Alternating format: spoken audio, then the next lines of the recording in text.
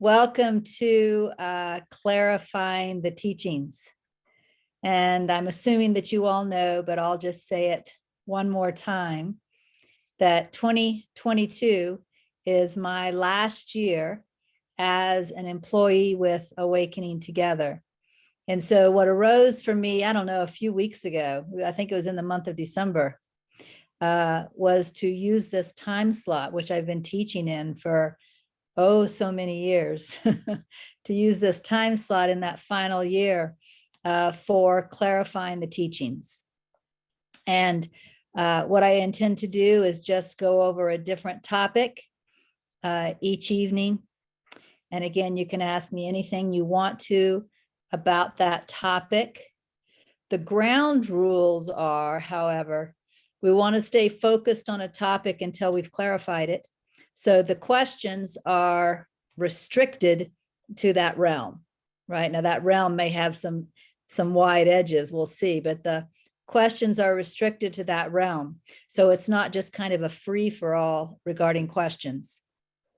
If, however, we get to the point where we feel like we clarified the teaching and there's some extra time in the hour, then it's just open and you can ask a question on anything you want. Also, I want to let you know that you can write to me, you can email me and let me know something that you would like me to clarify.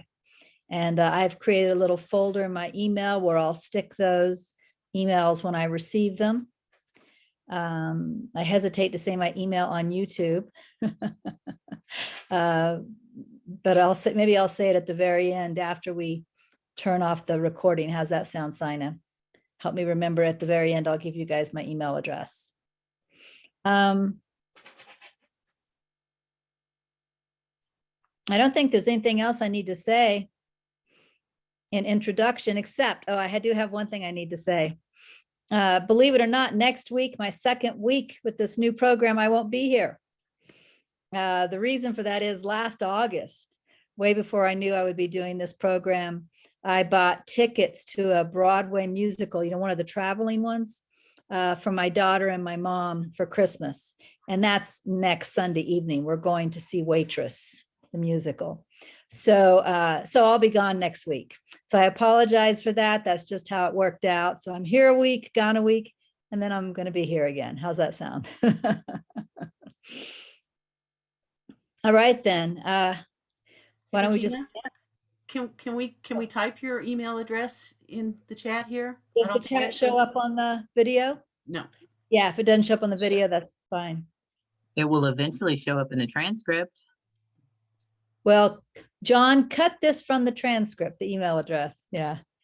I just don't think the email address needs to be that public is all, so yeah. All right, then.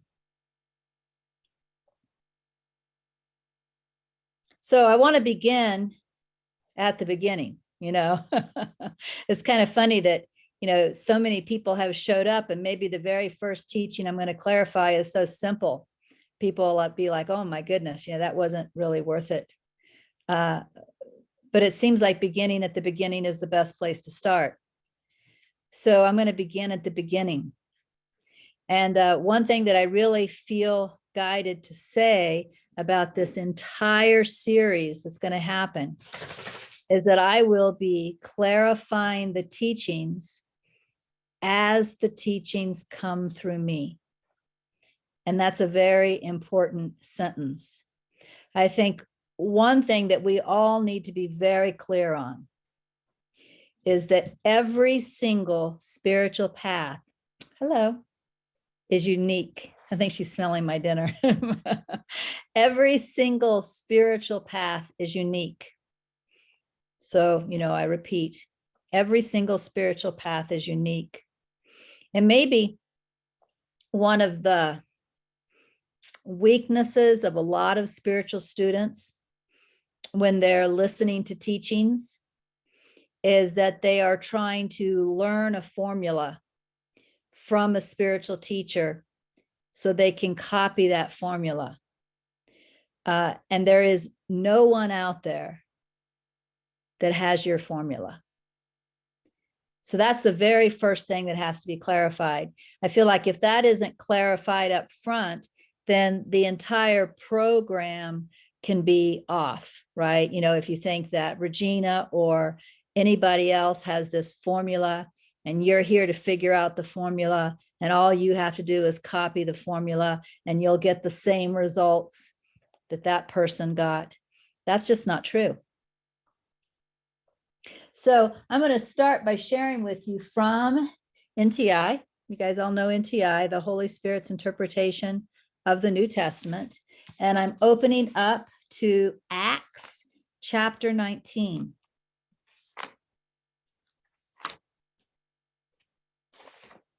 When I get there, I'll tell you the page for those of you who are grabbing your books too. So Acts chapter 19 starts on page 246. Ellie's going to act like, I don't know, those of you who remember Jamie used to always go in and out during my teachings. Ellie has never done that, but she says she's going to start tonight. So let's take her. I didn't leave her doggy door open because she's never done that before. So let's take her over there. Come on, Ellie.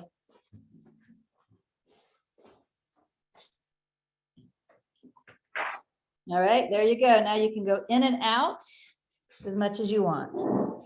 Go on. All right, well, that just gave some of y'all the opportunity to open up your books to Acts chapter 19. So I'm actually going to start about the third paragraph in at verses 8 to 10. And this is talking about the beginning of our spiritual path, but this applies throughout the spiritual path. Some of what I'm going to be talking about, which is why I want to clarify it. The beginning of your spiritual path may seem to be a time of study, reflection, and questioning, but more is happening within your mind than that. You are beginning to let me, of course, me being Holy Spirit, super consciousness, whatever term you want to put on that, but it's something that is beyond the thinking mind. You are beginning to let me loosen thoughts you have held firmly to until now. It is important that these false beliefs be loosened so you can take the next step to let them go. Therefore, do not be disheartened if this stage seems to take time. It is important to the whole. So one question that might arise is, if nobody else has my formula for awakening, then why listen to a teacher? You know, why read books? You know, why do all of that? And the real answer to that question is that our subconscious programming is quite firm.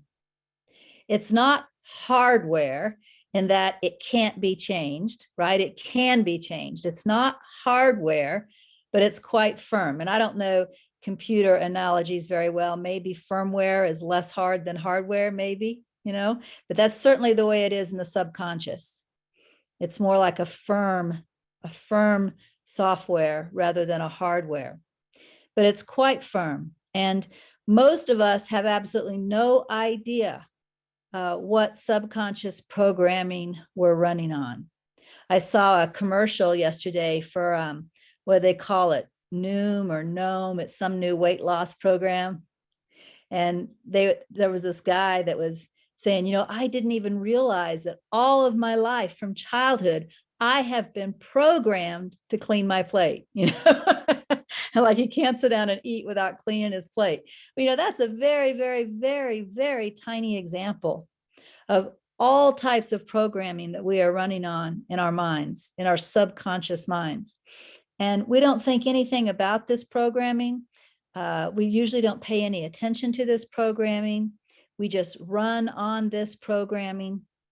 So what happens when we start reading really good spiritual books, there are some that aren't as good, but we start reading really good spiritual books, or we start listening to really good spiritual teachings, what happens is these teachings run up against our programming.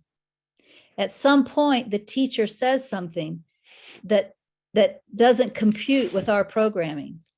And this is the purpose of listening to teachings and reading books, because that's one way we start to recognize our programming.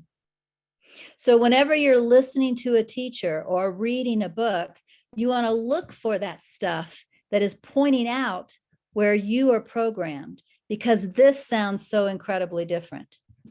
You know, this morning, some of you all were at the weekly gathering. And in the weekly gathering, I talked about some of the profound programming that we have. I called it the belief in death, right? The belief in death. We also have other beliefs that are actually on top of the belief in death, like the belief in death is a core program. But then on top of that, we might have a belief that somehow this personality gets to survive in some kind of an afterlife, like a heaven or a reincarnation. And, you know, these things aren't true either. So when you start listening to a spiritual teacher, a really good spiritual teacher, who eventually gets to the point that the individual dies, but there is no death, that starts bumping up against this programming. How could that make sense? That the individual dies and yet there is no death, right? And so then you can start looking at your own programming, looking at your own beliefs, questioning what you've always thought. And eventually these ideas, this firmware, begins to get loosened. And that's a very important part of the spiritual path, because we all need to let go of that programming, those things that we believe so deeply, so heartily, because the truth is nothing like our programming. The truth is nothing like our programming. And this is one reason why everybody's spiritual path is unique. First of all, none of us have the exact same programming. There's some basic level programming, like the I am bad belief, the I am unsafe belief, the truth is not true belief, death is real belief, suffering is real belief, right? There's some basic programming that's the same. I am an individual, right? A separate individual. But on top of that, there are layers that are very, very different based on your unique experience in this lifetime. Since your programming, your subconscious programming is unique, it's going to take a unique path for you to begin to see that programming and begin to allow it to be undone. No one else out there, I repeat, no one else out there has your exact fingerprint of subconscious programming. Therefore, no one else out there has your exact formula for awakening. That's something that you need to discover within yourself. And that, again, is one of the purposes of Awakening Together, right? Awakening Together is based on a mission statement that is to help you become self-reliant with your own inner spiritual wisdom. And that's because the only thing that can really guide you down your path is your spiritual wisdom. But of course, one of the things we'll have to talk about, and we will at some point through this program, is the difference between ego, your subconscious programming, and your spiritual wisdom. Because if you think your ego or your subconscious programming is your spiritual wisdom, well, then, you know, how can you listen to your spiritual wisdom to undo that programming, right? But we're not going to talk about that tonight. Again, tonight, what we're clarifying is that your answer is within you. In spite of everything I'm going to clarify this year, the first thing you have to be clear on is that your answer is within you. Your path is a path that you have to walk. No one else can do it for you. So I'm going to start the next paragraph, it's the last line at the bottom of page 246. It says, you can help in this process by having faith in me and the guidance that comes from within. I think the first thing I want to talk about is, again, this me. This is the second time this capital M me has shown up since I've been reading tonight. And of course, when I wrote this, I mean, the title that it was given was The Holy Spirit's Interpretation of the New Testament. So an easy answer to who is the me or what is the me is the Holy Spirit. But I think the Holy Spirit itself is something else that really needs to be clarified. Because in all of my years of teaching, even as recently as my most recent satsang here at Awakening Together, I find people who think of the Holy Spirit as something that it's not. And that thinking alone can help you miss that Holy Spirit or that inner guidance or those inner prompts. So what the Holy Spirit is not. It is not some divine being that somehow is separate from you. In fact, to some degree, the Holy Spirit is a very unfortunate term that we've just inherited from Jewish and Christian tradition. I think it's much better if we look at it from a perspective of the non-dual language. You know, if we refer to consciousness, you know, really the word consciousness and spirit are synonymous. You know, I often refer to this as the second principle of God, for those of you who know my teachings. But consciousness and spirit are synonymous. Within consciousness, not consciousness itself, not spirit itself, but within it. If you think of consciousness or spirit as an alive but empty container, an alive but empty container, then within it, there are these energies, for lack of better words. And these energies are also made up of consciousness, also made up of spirit. But for clarity, we want to distinguish between pure consciousness and these two energies. One of these energies, if you use the language of A Course in Miracles, is the wrong mind of consciousness. And the other energy is the right mind of consciousness. What those languages really mean is there's an energy within consciousness that is focused on what I call the fourth principle of God, focused on the world, focused on what we typically call illusion, focused on the world, focused on the outer life. That's an energy within consciousness. The other energy within consciousness is focused in the opposite direction. It's focused towards truth, focused towards reality. Both of these energies within consciousness are within you because you are consciousness. So what happens is you have an energy. You know, we can often call it a thought system, but it's more than a thought system because it also feels like emotions and different things as well, has perceptions as a part of it, right? But there's this one energy within you that is very focused on the world. And then there's this other energy within you that is pointing towards truth. That energy can show up as thoughts. It can show up as feelings. It can show up as intuitions.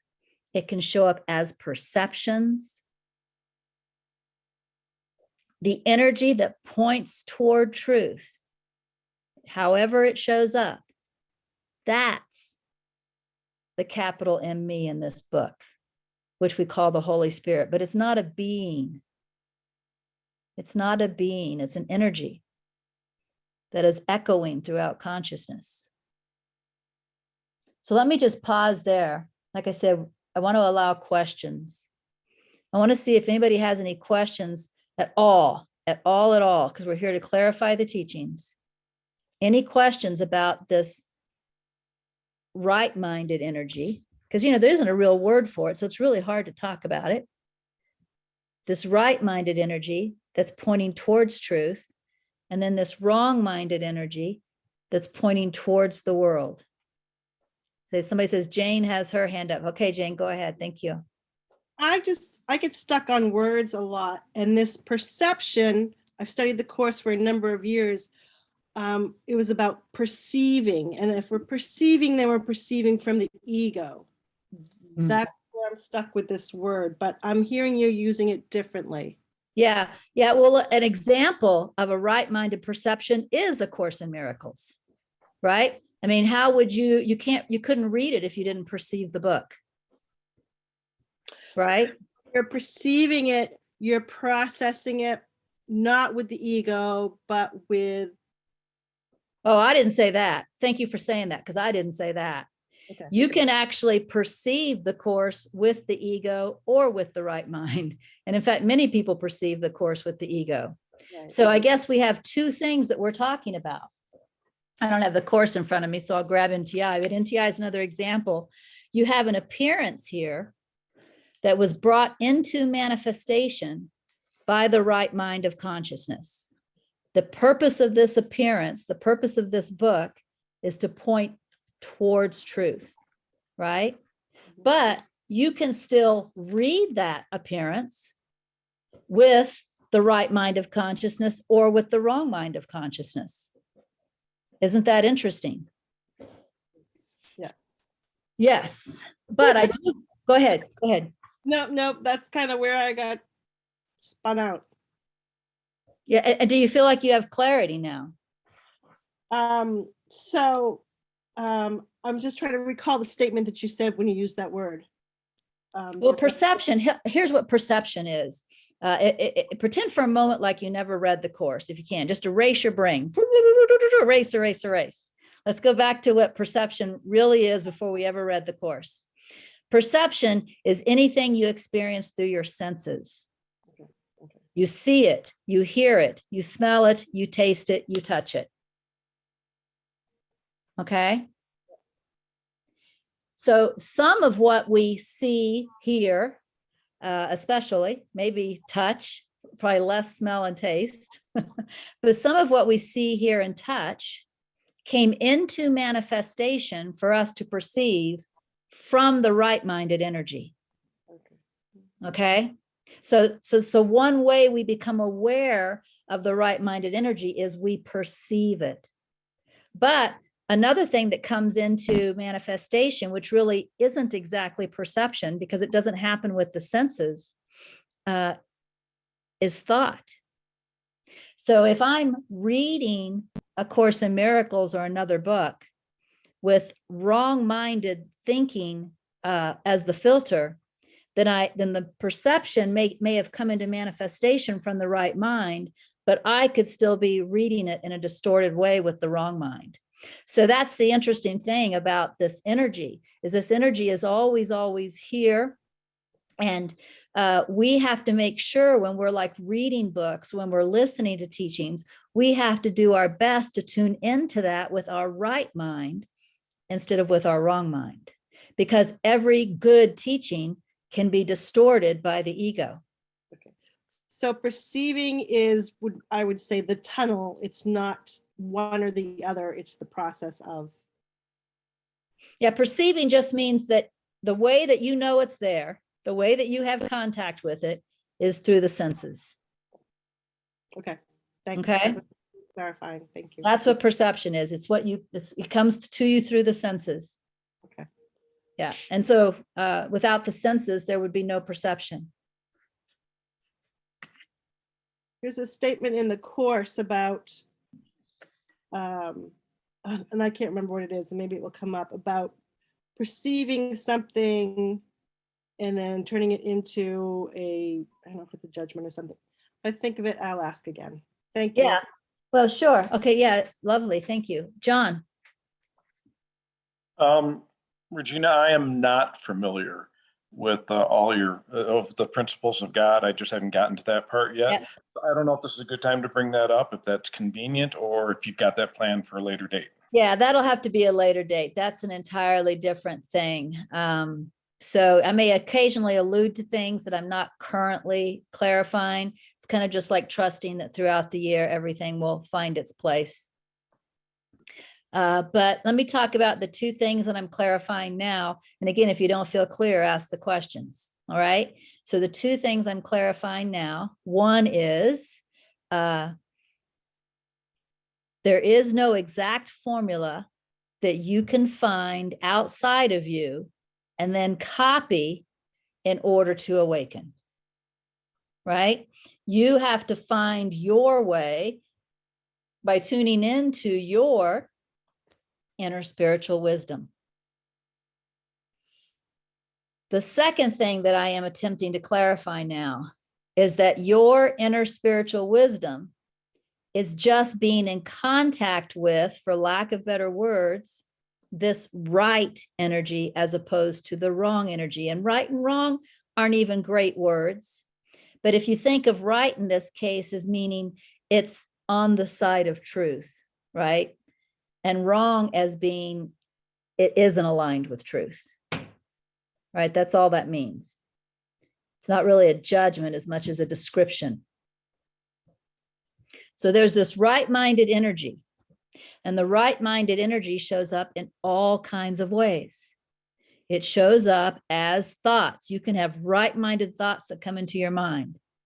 You certainly can have wrong-minded thoughts that come into your mind. In fact, the truth is the vast majority of thoughts are wrong-minded thoughts, right? They point towards the world is what I mean by that.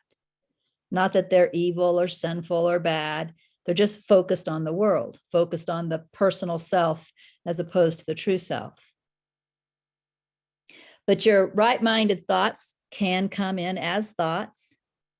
They can come in, it can come in as feelings. There's this particular feeling that I get sometimes. I want to call it like just like this tickle in the heart. It's like a tickle in the heart. Yeah, I see Sina smiling. Maybe she's had this tickle in the heart too.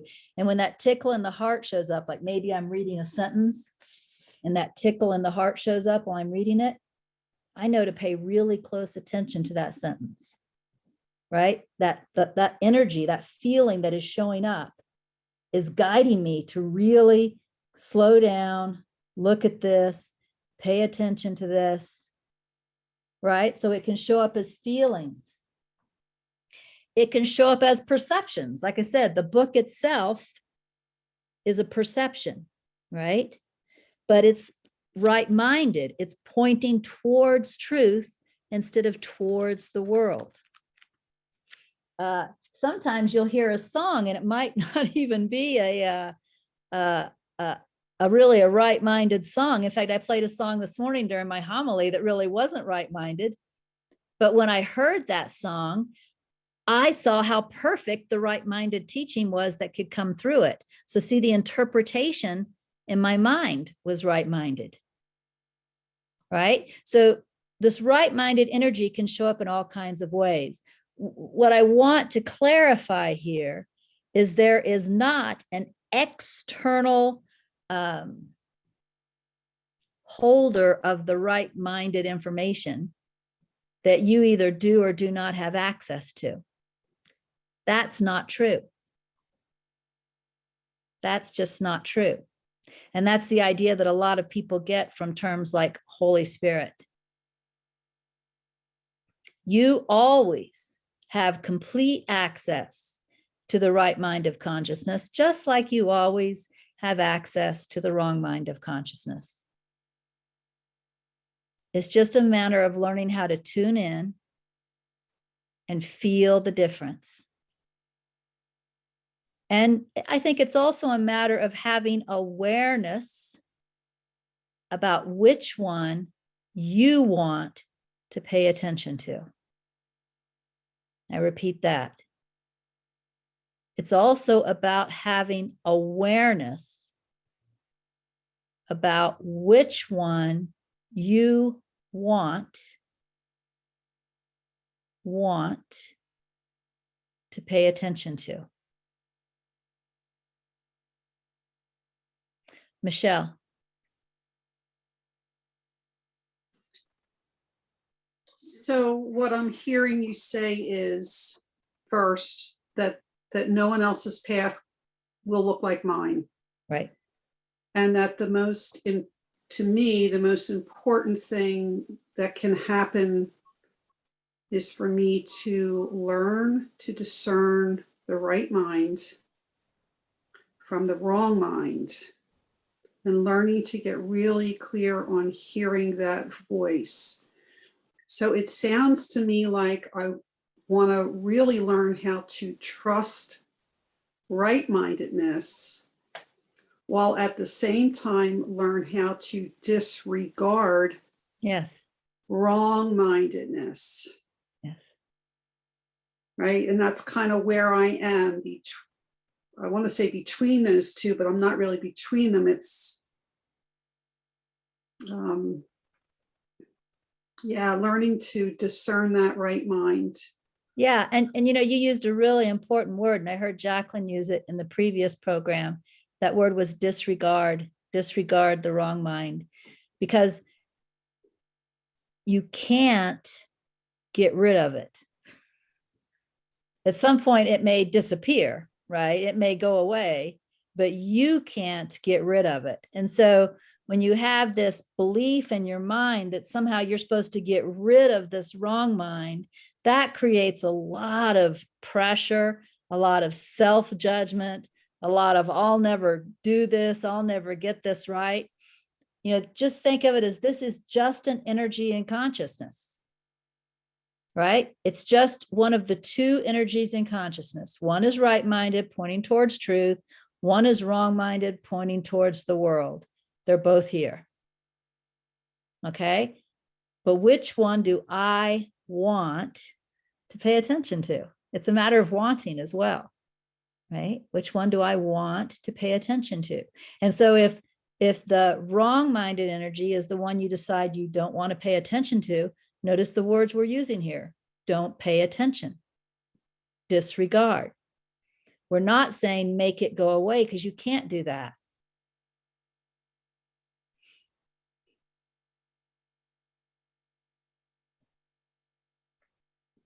Anyone else have a question? Yeah, I saw a hand, and then Joanne, there you go. The screen popped around. Oh, wait, I have two Joannes with their hand up. That is confusing. Okay, I actually saw Joanne Corbett first. So Joanne Corbett and then the other Joanne. Go ahead, Joanne Corbett. Hello. For a long time, for a couple of years now, I've been trying to discern between the voice of the ego and the voice of the Holy Spirit within myself. And the first thing that the first conclusion I was able to draw was that the Holy Spirit is very subtle, very quiet voice. So I have to quiet the background noise somewhat to hear.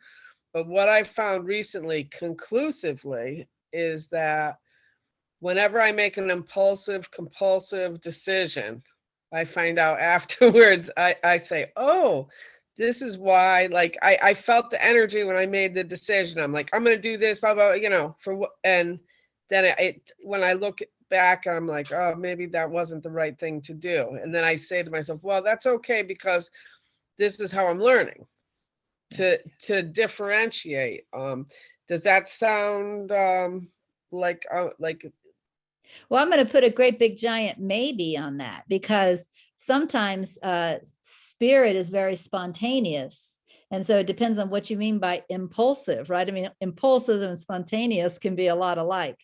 I think that probably one of the primary ways to know the difference between ego or the wrong-minded energy and the right-minded energy is that the wrong-minded energy is in some way directing you to be involved with the personality self in the world. So like the wrong-minded energy, for example, might have me impulsively buy something because, oh, this is going to make me so happy, right? The right-minded energy wouldn't do that. The right-minded energy isn't teaching you that things in the world are going to make you happy. However, I have been spontaneously guided to buy stuff because it felt helpful. It's like a way of, one thing I've learned is buying is another way of giving money. Right? So often when I'm like in small shops in small towns, I'll find myself buying stuff, even knowing I don't need this painting, I don't need this blouse, I don't need this, but they need me to buy something. That's different, right? So with the ego, I'm buying to get. And with spirit, it's either just a natural necessity, like you do buy food, and sometimes you do need new clothes, and you do need maybe I need a new front door on my house right now. So it's just it's a practical thing, or it's giving. It's sharing. It's the flow of money.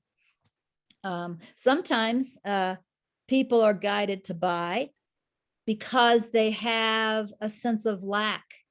And they're learning to spend money to see that they don't have to fear and cling to their money. So, the right mind is always guiding us away from our programming, away from the belief in the world, towards the truth, towards spiritual qualities.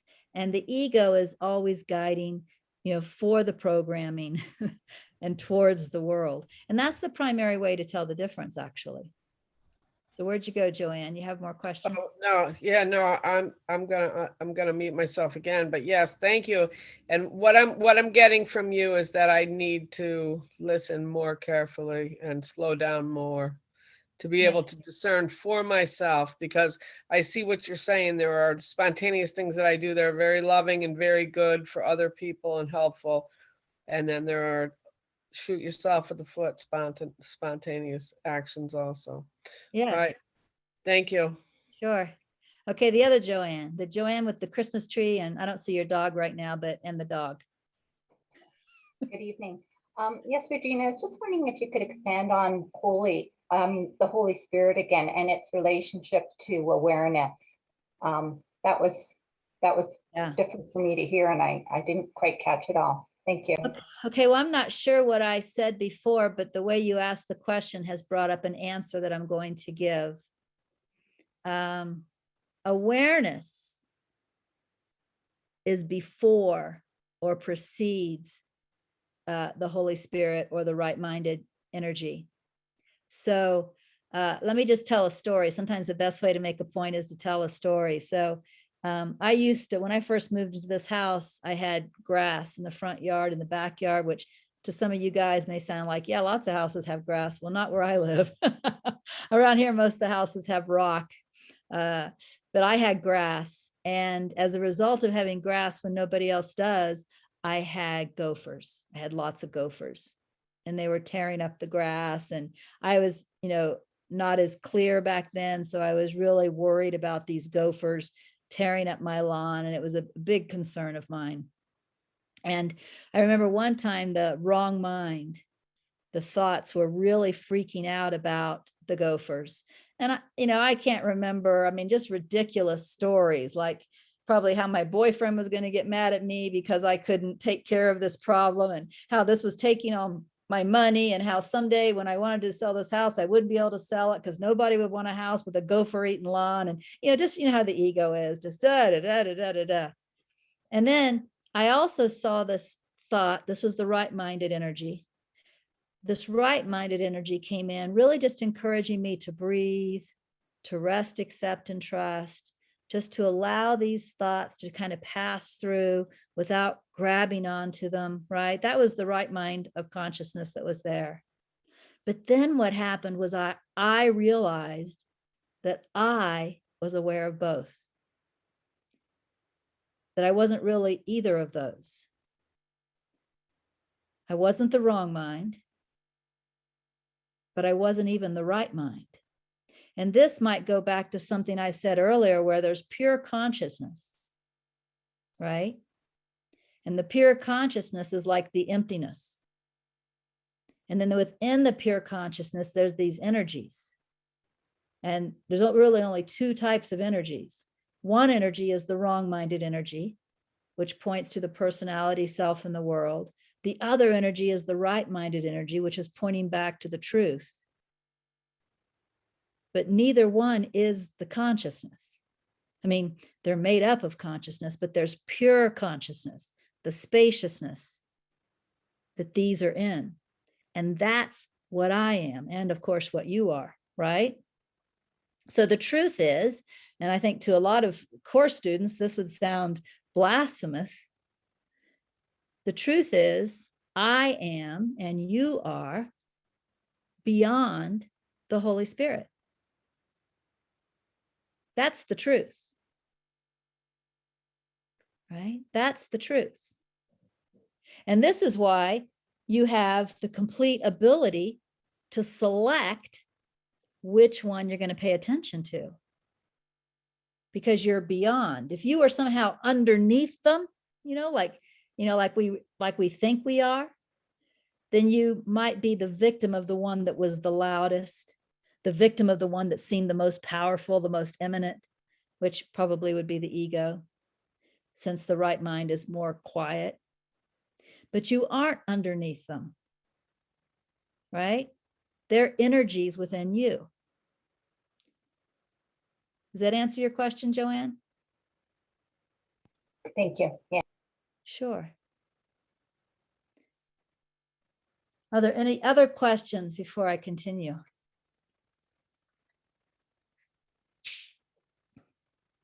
Okay, so two things that we've clarified so far. One is that you're going to have to find your way on your path. But two, as you're doing this, there's going to be these two different energies that you're going to have the opportunity to pay attention to. And what NTI is recommending, whenever it says things like, listen to me or have faith in me, right? You're beginning to let me loosen thoughts in your mind. It's referring to that right mind, that right-minded energy in consciousness. It is not referring to a being, right? It's just referring to an energy. So starting again with the last sentence on page 246, you can help in this process by having faith in me. And now we know what the me is. You're having faith in the right-minded energy. You can help in this process by having faith in me. And this morning in the weekly gathering, we learned what faith is, right? We learned that faith is made up of two building blocks. First of all, desire. So we're back to, what do you want to pay attention to? You have to have the desire to want to pay attention to the right-minded energy. And then the second thing, the second building block of faith, was what you accept as true. So you also need to accept that even though you maybe you have a lot of experience with this energy, maybe you feel like you have very limited experience with this right-minded energy, you still want to accept that it's true. Accept that there is an energy that is always available to you, that points toward truth. And there are all kinds of ways you can come into contact with it, all kinds of ways that you can sense it or intuit it. It's not that hard. It's wonderful to believe, to accept as true, that it's not that hard to access the right mind of consciousness. All you have to do is turn your attention inward instead of being focused outward. Just keep some of your attention focused inward, and it's not that hard to be in touch with the right mind of consciousness.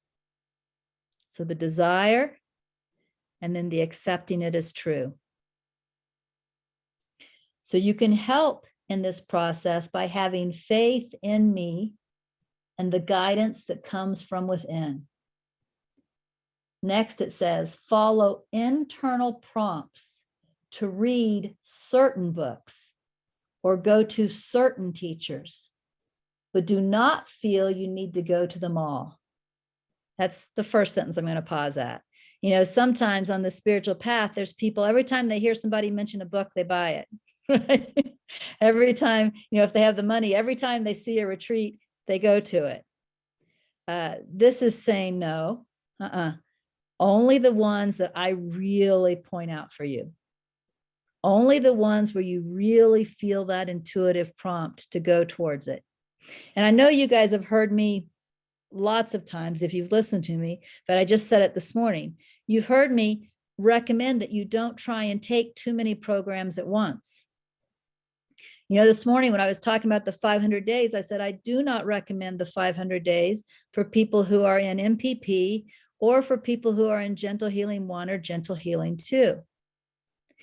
The reason for that is reading too many books, going to too many teachers, taking too many programs is actually a way of distracting yourself from going deep enough with any one.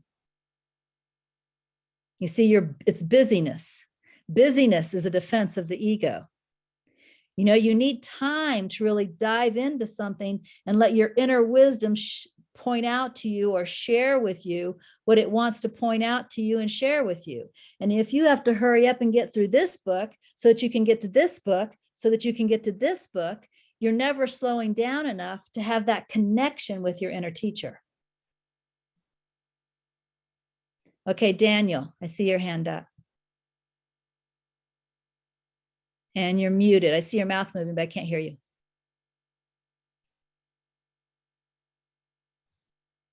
Thank you. I just wondered, I believe I saw in the course that there is a right-minded perception, and that I just wanted to get a little bit of clarity on that. Yeah.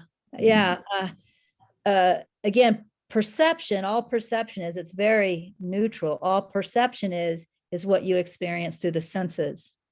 Again, I'll tell a story. But I remember the very first time I perceived what I now call consciousness. Then I didn't use that term yet. I called it life. But I remember when I first perceived consciousness or life before I had the thought of the form. And here's what I mean. I was walking my dog and I looked down and I saw what we would all call a bug. But before my mind could identify bug, because, you know, bug is learned, right? I wasn't born knowing what a bug was. You weren't born knowing what a bug was, right? A bug is a part of that subconscious programming, to be honest. It's something we learned and it got stored in the subconscious. So before that signal got sent up from the subconscious to the brain, which is so fast to show me that my eyes were looking at a bug, what I saw was consciousness, the same consciousness that I am. I saw that life awareness energy that everything is. And I recognized that, which is what I am. And then the brain said bug. So that was one of my first glimpses into true perception. But what true perception or right perception is even though certainly you can still see the form, certainly the sub-programming is still there to say bug, dog, tree, right? You learned all this stuff and it's there. You start seeing life, awareness, consciousness, and you recognize everything as that, and you also know yourself as that. That becomes primary. That shifts forward in the way you see. Does that answer your question, Daniel? Yes, it does. And I did have one other that was related to that, is that the Course also refers to the Holy Spirit's vision, as opposed to perception. And I think that's what you're talking about. Yeah, it would be the same thing, just different terms pointing to the same experience. Okay, thank you. Thank you. All right, so let me look at this last sentence again. Follow internal prompts to read certain books or go to certain teachers, but do not feel you need to go to them all. That's an important sentence, right? Because you want to be able to go deep with whatever you're with now. rather than trying to, take it all in, rather than skimming the surface with a lot. The next sentence says, do not feel, this is so important, do not feel they have an answer they can give you. Again, it's kind of like, well, then why the heck am I reading the book? Why the heck am I taking MPP or taking 500 days or wasting my time going to listen to Regina in this new program? The truth is, these things are right-minded perceptions, but the real purpose of a right-minded perception is to help you get in touch with your own internal teacher. That's the real purpose of any right-minded perception. It's to help you get in touch with your own internal teacher. So you don't really want to approach any course or any retreat or any book or any teaching as if you're going to learn from it. You're just paying attention for the right mind pointing out something to you as you're reading, as you're listening, as you're contemplating. For example, I could say something, and as I'm speaking, you could have some insight. What I said may have triggered your insight because of your willingness to sit here being open and listening. But the insight occurred within you. It's so funny the number of times after I've done a teaching, especially in-person teachings, when I do retreats and stuff, when somebody will come up to me and say, boy, Regina, when you said yada, yada, yada, yada, and like 90% of the time, I didn't say that. I said something that triggered that thought within them. That was their own inner teacher, right? Using what I said to trigger that thought in them. And what they really captured, what was really important to them, was their own internal insight. And so that's what this means, was do not feel that they have an answer they can give you. The teachers, the books, the courses, they're more like catalysts, right? The insight comes from within you. The clarity comes from within you. This is the most important thing you need to know.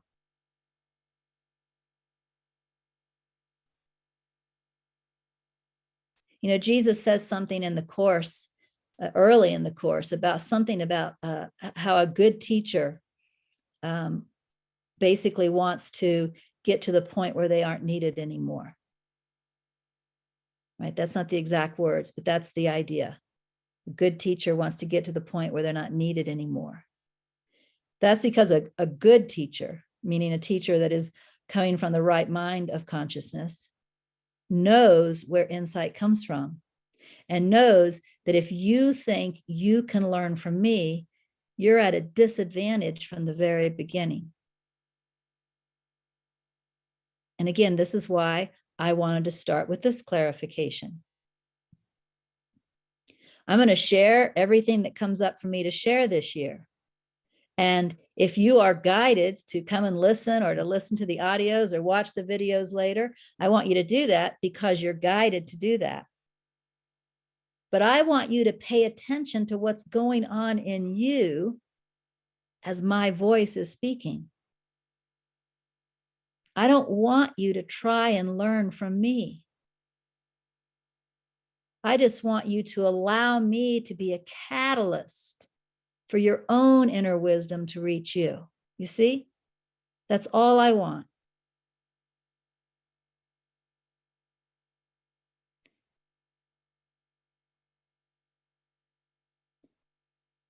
So follow internal prompts to read certain books or go to certain teachers, but do not feel you need to go to them all. Do not feel that they have an answer they can give you. The next sentence says, the answer is always within. But the books and teachers that seem to come before you can seem to help you as you give willingness to let old thoughts be loosened within your mind. It is their role to help, and they are grateful to help, but do not expect more from them than they can give you. Right? Do not expect more from them than they can give you. They cannot give you your formula for awakening. They cannot give you your inner guidance, your next step, your next key. That always comes from within you. But something they say and your willingness to sit there and listen could be the catalyst, right? That's okay. That's okay. The next paragraph says, and this is also really important, when you search for me without knowing where to look, you can be misled by your own sense of unworthiness. For the unworthiness believed within the mind will tell you that others have what you do not. This may lead you to accept what you would not otherwise accept. Do not let the voice of unworthiness fool you. No one has what you do not. Everyone has the same. You guys know I call it the I am bad belief, right? The I am bad belief is the best tool for distorting any teaching. It's the best tool for distorting any teaching. And it's also the best tool to get you to listen to something that if you're really paying attention to yourself, you would know to disregard. You could say, this is how people get in things, in situations like getting cults. You know, I watched a teacher once who would manipulate people. And this teacher would say things like, well, you're just holding on to your own money as a plan B. You know, you're thinking that if things don't work out with me, you can go back to your house. You can go back to your bank account. If you really want to be free, you need to give your money, sell your house, give that money to me. Then you won't have a plan B. I listened to a teacher say that stuff. And you know, not everyone knew to walk away from that. Why? Because of their unworthiness. They couldn't even trust themselves enough to realize this is something I should walk away from. So realize that your unworthiness, your thought that you're not as good as others, or that you don't have the wisdom that somebody else has, or whatever way that shows up, that's BS, right? That's BS, bullshit. Just in case somebody doesn't know what BS is. We are all equal. We all have the exact same access to the right mind of consciousness. Now, your way of accessing it may be different, right? Maybe you get more insight while reading books, while someone else gets more insight while writing, while journaling. One way is not better than the other. So watch the unworthiness that tells you you don't have what it takes to find your own inner formula to awakening. It is not true. It is not true. I assure you with all my heart, for every one of you, it is not true. Now, I haven't finished clarifying this topic yet, but we are out of time. So I won't be here next week, but the week after, I'll just continue with this. Because again, the most important thing for you to get right up front is where your insight, where your awakening comes from.